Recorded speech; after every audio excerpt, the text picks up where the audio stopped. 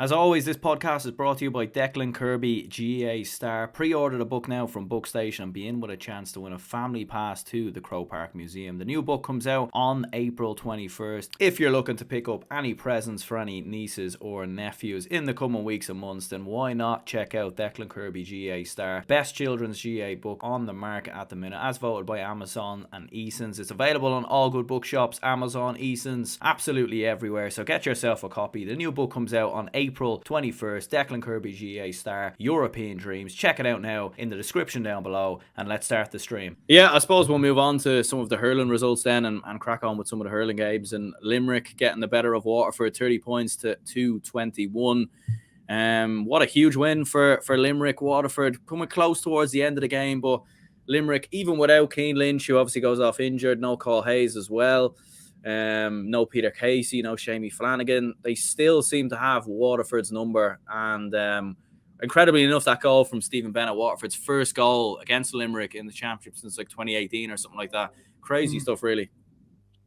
Yeah, brilliant result for Limerick there. And when you look at Kyle Hayes, Cian Lynch, all them out, and Conor O'Neill actually came on for Cian Lynch and got 3 points. So that just shows you the amount of talent that Limerick have off the bench, and it's brilliant to see from a Limerick point of view. And there's an argument for Waterford. Without the goals from Stephen Bennett and Jack Prendergast, would they have actually been in this game? They didn't perform particularly badly. Like Dizzy Hutchinson was superb again, on Saturday night. But like there is the argument, if the goals didn't go in like they did so quickly, like would Waterford have actually got a decent result out of it? Like there was an argument there, but fair play to Limerick there. They got the win, they dug it out, and that shows the sign of a great team as well. And what I will say as well, Aaron Gallan, I swear to God, what a player. 6 points from play. Like, oh my God. Like, I think, honestly, he's one of the most underrated players in the country when you think about it. Like, people rate the likes of Patrick Horgan higher than him, the likes of Seamus Cannon, to an extent, TJ Reid better than him, but Aaron Gallan is right up there. He's not just a free taker. He adds points from play now, and he's a superb player. And well done to Limerick to win this game. But Waterford, you'd expect now these two sides to reach the Munster final. And to be honest, look at the game on Saturday night now. I'd really want them to play another 2 times this year. The Munster final and the All-Ireland final. Wouldn't that be absolutely brilliant? Like, put rivalries to one side with me being a Cork fan, you being a Dublin fan. Wouldn't you love if these two reached the All-Ireland final and reached the Munster final and played twice more this year? Wouldn't that be something special? It would be, definitely. Like, obviously Limerick and Waterford, it's reminding me a bit of the Dublin Mayo rivalry at the minute, where Dublin just, although Mayo were doing so much right and we're bringing through so many good players and kept showing so many fight and kept coming back, Dublin always seemed to have their number, obviously up until last year. From that 2012 to 2021, Dublin just consistently had Mayo's number year in, year out in both league and championship. And similar here with Limerick. I know Waterford beaten Limerick a couple of times in the league, but in the championship, Limerick, like, no matter what Waterford can seem to throw at them, no matter what injuries Limerick seem to have, they just seem to keep finding a way to get over the line against Waterford. And 30 points again. They don't tend to score many goals against Waterford. They don't seem to really be too fixated on goals. And as you were saying as well, like, it's an interesting one with Aaron Gallan. I feel like maybe the reason why he doesn't get rated so highly is probably because, number one, the other players that are on that Limerick team. Like, I think a lot of people obviously speak about Cole Hayes and they speak about Cian Lynch and, defensively, obviously looking at Dan Morrissey and, Jeremy Burns, who's been absolutely incredible so far this year. They just have so much talent. Shamie Flanagan, like, Aaron Gallan probably goes under the radar a little bit, with the likes of Tipperary, with the likes of Shamie Callan at Tipperary and Patrick Horgan with Cork. They're superstars. They're just big players, and they're usually the men to turn up when those teams produce big results. Whereas with Limerick, Aaron Gallan doesn't need to be at his best week in, week out, because someone else will step up. And I think that's the thing about Limerick, is they just have so many options. And as you said, like Cathal O'Neill coming off the bench, getting a couple of points. David Reedy and Pat Ryan have looked good as well. Like, they could have another injury. Like, Aaron Gallan could be out missing for the next game, and they'd probably still find a way to get the victory. And that just shows how well-rounded their squad is at the moment.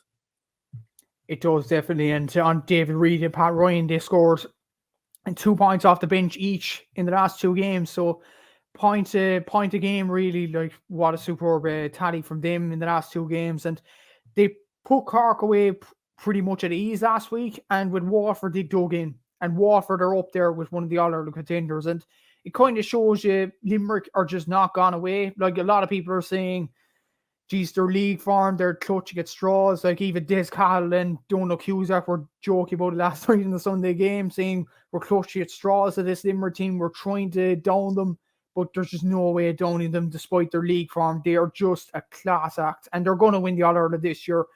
I know Waterford have performed excellent in the last few games, and especially in the league. I still think Waterford will be close challengers to Limerick, and it showcased a point at Saturday, but Limerick are just an unreal outfit. And easily, Limerick could beat this Waterford team by 15 points. Not necessarily Waterford are a bad team or anything. It's just the class that Limerick have in abundance throughout the team. And I said this on your podcast previously. I think Limerick could win 5-6 in a row. They're that kind of a team. They have the strength, they have the physicality, they have the skill, they have the management decisions. Like, they have a superb team all over the field, and it's going to be very hard to stop Limerick in the next few years, never mind weeks. Like, it's going to be very, very tough. But as for Waterford, like I mentioned, Aaron Gallan, he scored 1-8 from play so far in the 2 games. Stacey Hutchinson's also achieved the same with 1-8 from play. Like, he's a very good player, and doesn't go under the radar as much as Gallan, but what a superb player he is for club and county. A brilliant example for players up and down the country, really. And Waterford will still challenge Limerick. I think they've Cork in the next game at Walsh Park. I think they'll win that, and then Clare in the last game. I think they should be good enough to win that. So I think Waterford will still reach the Munster final along with Limerick, but I don't think they're up to Limerick's level quite yet. Will they be up to Limerick's level the next few years? It's really down to Limerick when they'll stop this brilliant form. Yeah, I think Waterford need to get a big win over Limerick, really, just to try and, I suppose, number one, make this a big rivalry. Like, it's hard for it to be a rivalry when it's all just been one-sided, really, in the last couple of years. Although Waterford have been very impressive and probably are the closest team to Limerick at the middle, or at the moment. Like, Gerard Hegarty as well was very impressive. Like, he scored 2 points, but just his hold-up play as well. Like, and you see at times when he gets the ball, like, he's not the quickest on the ball, but he's just so physical and he's so hard to dispossess. And, you know, when you've got Darragh O'Donovan, William O'Donoghue in behind them as well, like, he's just able to sort of do those type of things that he does in bringing the ball forward. So, you know, as you were saying there, just so much quality all across the pitch. But I suppose from a Waterford perspective, though, could you argue, like, you know, obviously the 2 goals late on, and I think they did play well, but they didn't score a point in the final 20 to 25 minutes of the game. Did they maybe burn themselves out a little bit? Like, they've obviously had a lot of games in the league. They've gone full tilt towards the end of the league, like put up a big score against Wexford, obviously, you know, put up a big result against Cork as well. You know, very testing game against Tipperary. Like, they've played a lot of hurling in the last couple of weeks, and did it maybe catch up with them a little bit, do you think, in you know, towards the end of that game? That could possibly be an argument, yeah. But I suppose in the next few weeks, following on from that point, they have a 3-week break, I think, for the next game. Like, I think next week and the week after they have a break. So that's going to be key for Waterford, though, to recuperate their players for the next few weeks. And they have Cork after that in Walsh Park. So that'll be a big game for Waterford there. And to be honest, against Cork and Clare, they'll do enough to win the game, but I don't think they'll tire themselves out too much, if that makes sense. So, that is an argument, definitely, that they did tire themselves out in the last few weeks. Look at the league. And, yeah, as I said, like, without those goals, would they have really been in the game in the last few minutes? I don't think so. So that's something Waterford need to improve on. Yes, they did well in the first few minutes against Limerick, but it's no good when you're not scoring points in the last 20 or 25 minutes or so. So, you know, it's going to be a tough road to beat Limerick for Waterford, but I still think they'll get to the Munster final. And as for burning themselves out, that's a valid argument. Yeah, I think they kind of did, but I think the next 3 weeks will be vital for Waterford to try and recuperate themselves for the Cork game in Walsh Park.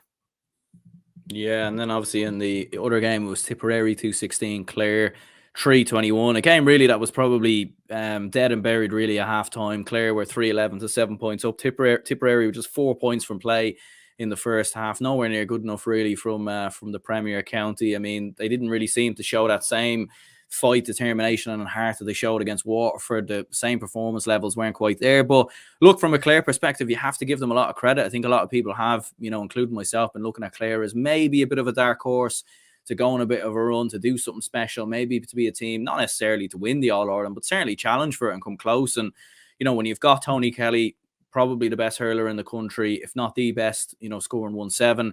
Peter Duggan back in the team, he starts scoring 1-2. You've obviously got Shane O'Donnell back in, John Conlon obviously playing at centre back again. So many options all across. Still have Mark Rogers to come back in as well. So, like for Clare, so much attacking players, and what a big victory this was. Huge victory for Clare, and I predicted actually Tipperary to win this game, judging by the performance last week. And it kind of shows, like, you have to, it's same with Donegal or the same with Galway that I mentioned in the football as well. You have to put two performances back to back together. Tipperary just didn't do that. They didn't follow on from last week. Last week's brilliant performance against Waterford, really, where they came out of the traps pretty quickly. But in this game, Clare were in total control. And that's the worrying aspect for Colin Bonner and his side. And as you mentioned there, Tony Kelly, what a superb performance from him.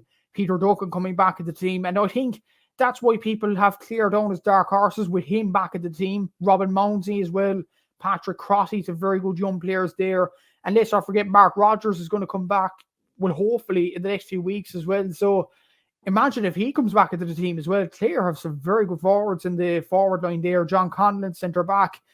Like Ryan Taylor seemed to do well a bit yesterday. So, yeah, Clare, very good performance from them. Very positive performance indeed. And next week now against Cork, they have to put it up again. Put up that same performance again. They'll be in Semple Stadium, so they may as well stay there now for the duration of the week. So, it's the challenge for Clare now is to back it up with a very good performance against a Cork team that were really flat in their face against Limerick. So, if Clare win that game, you'd seriously say, wait a minute, Clare are really gaining momentum now. So, it's going to be a tough one. But as for Tipperary, like for one of their goals, actually, I think Barry Heffernan, they relied on a bit of luck as well to get them even closer than they probably should have. So, like, when you look at that, geez, like Tipperary had a very poor performance, and especially at home as well, at Semple Stadium. We expected it from their own fans that they perform. They just didn't. And the last two games, now, their next game is against Limerick. God help Tipperary there. They're going to get an almighty hiding there in the Gaelic grounds. So, a lot will ride on the matches played, not their games, not necessarily, and hope that Cork and Clare end up at 2 points as well. That's very, very unlikely, to be honest with you. And they have to beat Cork then in Semple Stadium. So it's very unlikely, though, Tipperary are going to get into the All-Ireland series now. And it's another year where Tipperary struggle in the Munster round robin. It's a worrying time for them. But as for Clare, they have to back it up next week. But this is a good start to the championship for them. Yeah, absolutely. Like a lot of top performances all across the pitch. Like Ryan Taylor as well with 2 points, and even Ian Galvin before he went off was impressive as well. And as you were saying about Tipperary, like just 3 points from play from their forwards, like all Jason forwards points from what I've seen came from place balls, 65s or frees. And again, like, Tipperary, it's a strange one. Like I feel like against Limerick, they'll probably put up a good performance.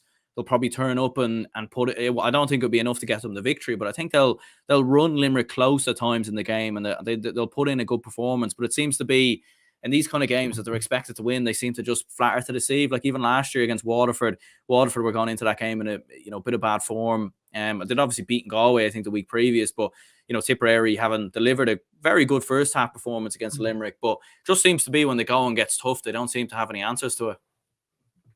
No, and that's a very tough assessment there in Tipperary, but it's true, really. Like their league form, other than the Kilkenny game against the big sides, against the likes of Dublin and a few others as well, they fell flat on their face, and that was a worrying aspect for Tipperary in general. And when you look at this Munster Championship so far, they might have performed well against Waterford last week, but they still lost the game.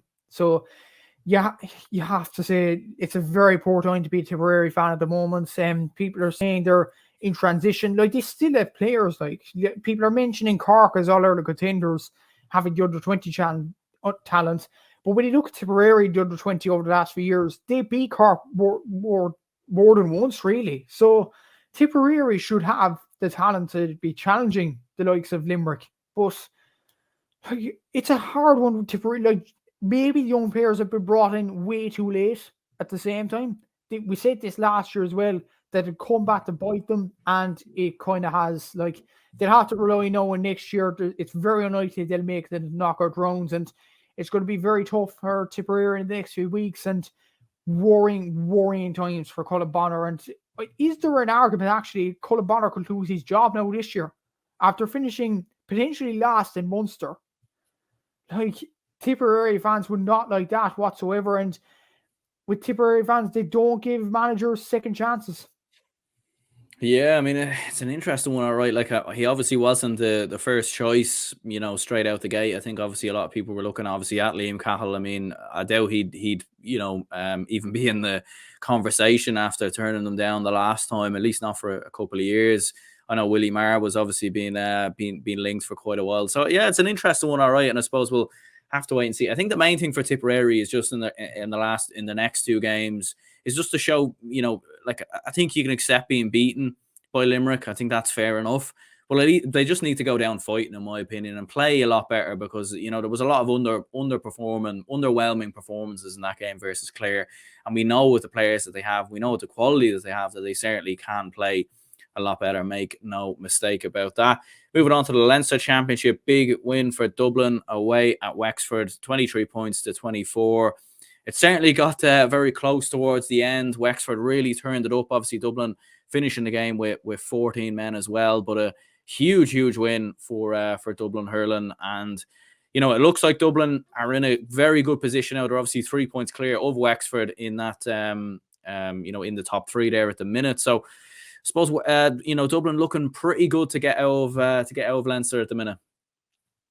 They are definitely, and they've played Westmeath as well, so that's a guaranteed 2 points there. So they'll be on 6 points. So fair play to Dublin. What a result for them. And when you look at the scores from play as well, Dublin at 16 points from play, Wexford at 9. That was the difference. Dublin just had more firepower in their armoury. Like, when you look at Wexford, they kind of relied on Rory O'Connor leeching a bit too much, in my opinion. When you look at Dublin, like, Donald Burke is a superb player.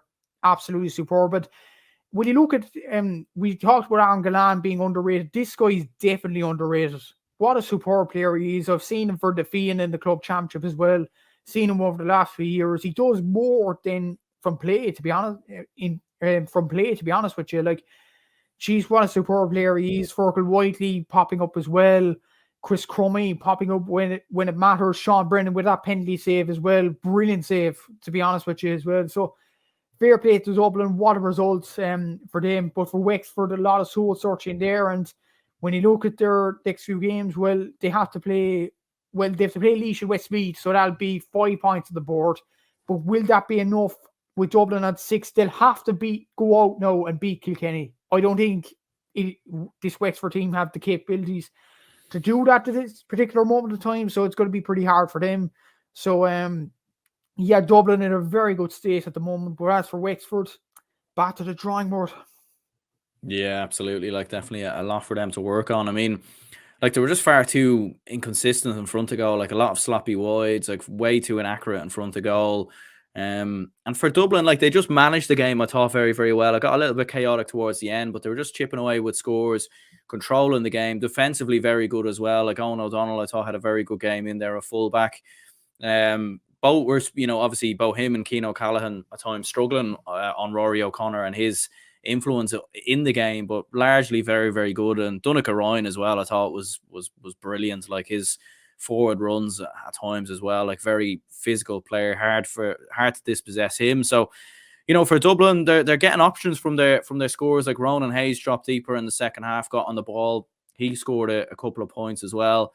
Even the likes of Davy Keogh, Paul Crummy coming on, just making an impact, making things tough. And that late block as well from Liam Ryan, I think it was, like, that really did epitomise this Dublin team in many ways. Like, even against Galway last year, like, we don't have the quality maybe in our I know we've got brilliant players in Donald Burke and Ronan Hayes, but we wouldn't have the same quality forwards as a lot of the other big teams in the All-Ireland series when you look at Galway, Kilkenny and whatnot. But, like, we just have so much fight, and that determination really is what's seen us through in the end. Because if Liam Ryan doesn't make that block right at the end, Wexford probably would have come back and at least got a draw over. I think it was Danny Sutcliffe that made that block at the end. So Might have been, very yeah. good.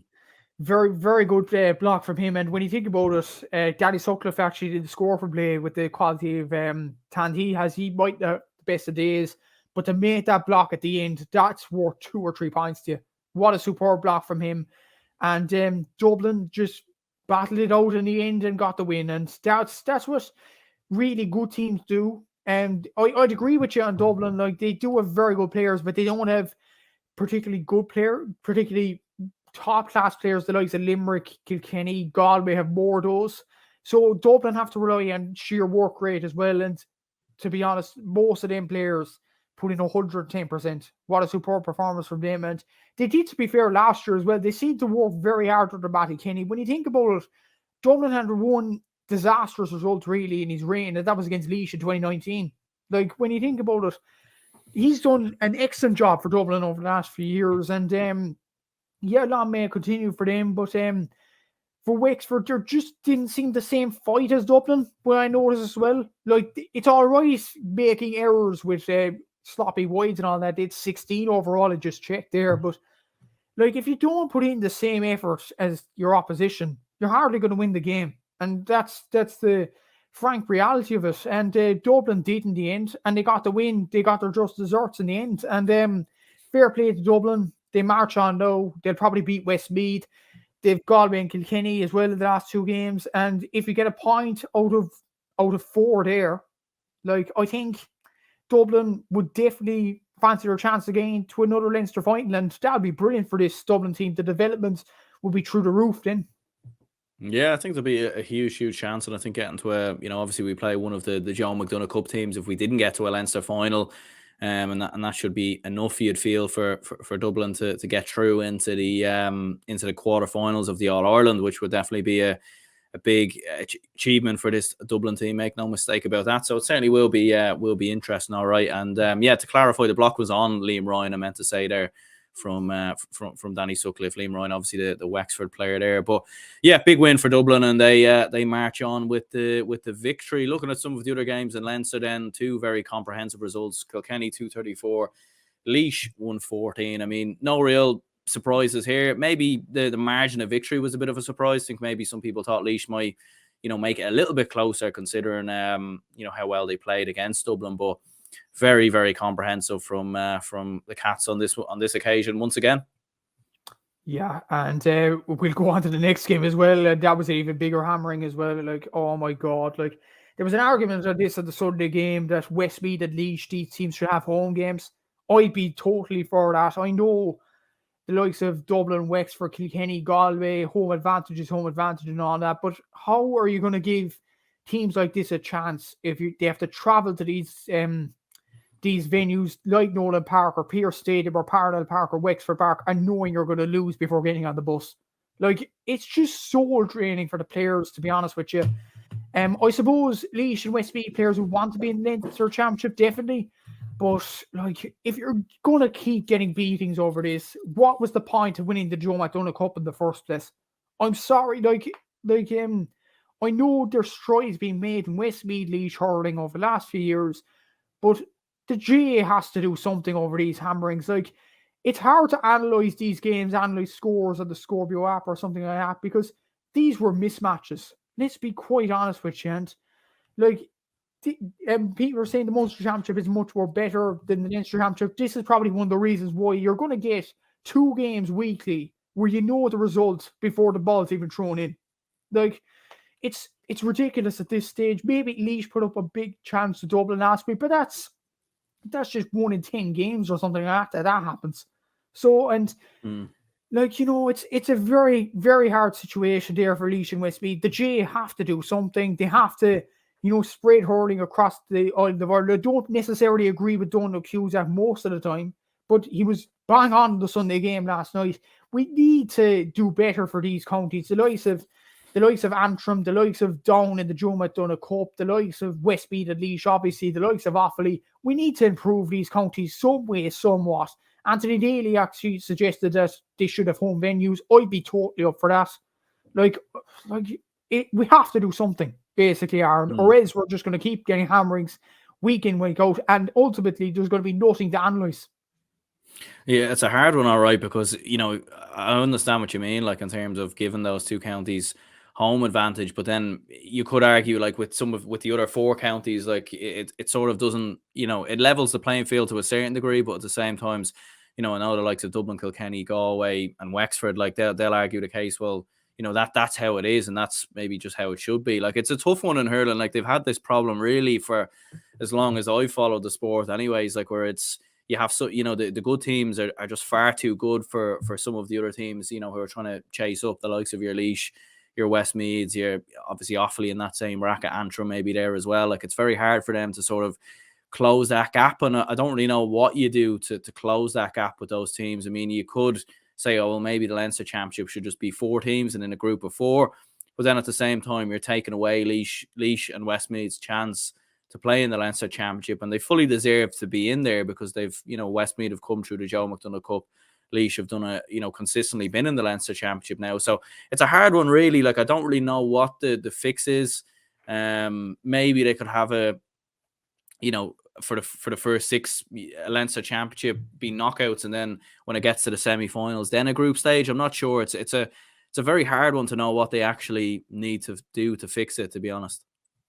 Yeah, it's a very hard one. Like the hurling championship have done this over the last few years. They've tried different scenarios. They've tried the round robin, but when you look at the results that this weekend, like Galway scored 225, I think it was in the first half, or something crazy like that, taking 27 shots out of 33. Brilliant conversion rate. Like, if you keep gonna get these games, what's the point in playing them? Simply, like it's going to do no service to Galway. It's going to do absolutely none to Westmeath. It's going to do none to Laois, and it's going to do none to Kilkenny either. So, I mean, what is the point of these games, to be honest with you? When you look at Munster, for example, like Tipperary and Clare got a hard game this weekend, Limerick and Waterford, Cork will in the next few weeks as well. Whereas in Leinster, you're just going to have meaningless games, a guaranteed 6 or 7 a year. Like, I'm sorry, but I'm just not for this at all. I know Westmeath have worked hard to get in this position. I know Laois have. But if you're going to keep getting hammerings, you have to question what's the point of it all. And the GAA need to do something over this. Like, I question as well, and even as far as I remember as well, that football has been a 32 county championship. And there's surprises along the way. Not so much in previous years because of the likes of Dublin and Kerry stepping up to the place. But it has been when I started watching GAA when the likes of Longford were beating Mayo. Like, you didn't expect that at all. It doesn't happen in hurling. I don't know what it is. Maybe these counties need to be developed more. Maybe the likes of Kerry need to be developed. The likes of Down, who do some good work behind the scenes as well. Antrim, Offaly. Like, I mean, there's a lot of good hurling counties out there if the GAA give it the right attention and focus. But at the moment, and over the last few years, I don't think it has. And the GAA need to do something over it, whether it is Anthony Daly's suggestion or Donald Cusack or whatever. They need to do something before it gets out of hand more than it ever has. Yeah, it's a hard one to know, all right. Like, I mean, you could argue, yeah, those counties do need to be developed more, but then again, how are they going to get that sort of, like, where, how are they going to develop, and like what level realistically can they get to? Like, are Laois ever going to get up to a level of like, to be fair, Wexford were kind of in the doldrums for a good few years there, sort of pre-Davy Fitz, and he was able to build them up quite well. Dublin have had their stages in the last, 10, 15, 20 years where they've looked quite low and been quite poor, and they've been able to build themselves up. But what you would say is Dublin have the resources there, clearly. They have the facilities, they have the coaches, the training, they have all the clubs, and they've some of Dublin's best hurlers play football. So, they have so much, sort of resources available to them. There has been a lot of work put into Wexford hurling as well. So much so that a lot of Wexford footballers have called out the county board over the work that they've done in hurling. So it's a hard one to know, like, with your Laois, your Westmeads, like, how do they develop and what can they do realistically? Like, and I don't know, maybe if they need to start looking at restructuring, underage. I've said this before, even in football, like, there should be more of it should be a development league rather than just knockouts. You look at even under 20 football games, what the under 20s get, one game a year, and then they get knocked out, and then that's it. Like, that, it should be a league, really. of maybe you can have your provincials if you keep your provincials, but then after that it should just be a league of 10 and 10 or whatever it should be. And I think they should do the same in hurling then as well, because then everyone gets to play everyone, players get to develop. If you're an under 20 hurler and you start playing other under 20 hurlers who are of your Galways, your Kilkennys, and say you're a Westmeath hurler, you'll get used to playing that sort of opposition. So when you make the jump up into the seniors, it won't be as much. So yeah, you wouldn't want to be in the GAA at the minute because a lot to focus on. Yeah, definitely. And on your point in the under 20s, I definitely agree with you. There needs to be something like that in football. But as for hurling, I think they've introduced that only this year in Munster Championships. Like even Kerry are playing the likes of Tipperary and Waterford over the last few weeks. They might be getting hammered, but over the next few years, that will develop and Kerry will kind of get a better at hurling after that. And it should happen in the Leinster Championship. It should happen in the likes of, well, I don't know, like it's a difficult one. I was thinking about this, putting Galway into the Connacht Championship, but that's not going to help, to be honest with you. Like an Ulster Championship needs to be developed. Definitely needs to be given more TV coverage. Like Antrim and Down have shown over the last few weeks that they're very good hurling sides. So there's no argument there. Derry, Slot-Neil have done well in the club championship, so why can't Derry do well in the inter-county championship? That's maybe an argument there as well. So there are good hurling counties, but at the same time, there's still some big issues that the GAA need to fix. But as you rightly said, I wouldn't like to be part of that GAA board making them kind of big decisions there.